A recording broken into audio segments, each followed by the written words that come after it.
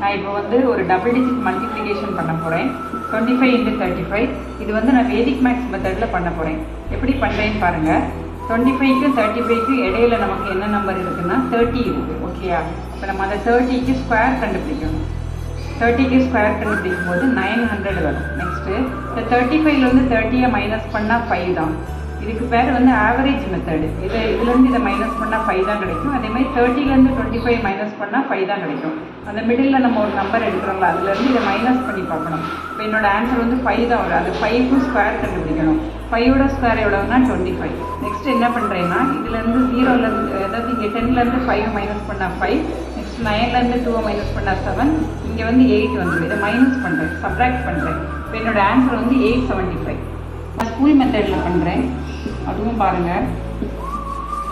5 5s are 25, remainder 2, next 5 2s are 10, 10 plus 2 12, next 5 3s are 15, remainder 1, 3 2s are 6, 6 plus 1 7. இப்போ இதில் என்னோட answer 875 தான் வருது. ரெண்டு ஆன்சரும் சேமாக இருக்குது. ஆனால் நான் வந்து வேதிக் மேக்ஸ் மெத்தடில் பண்ணும்போது எவ்வளோ ஃபாஸ்ட்டாக அந்த ஆன்சர் எழுதுனேன்னு பாருங்கள். இது கொஞ்சம் டைம் எடுத்தது, இது ஃபாஸ்ட்டாக ஆன்சர் எழுதுனேன். இப்போ வந்து வேதிக் மேக்ஸ் படிக்கும்போது நம்மளுக்கு ஷார்ட்கட் மெத்தடெல்லாம் நிறைய இருக்குது.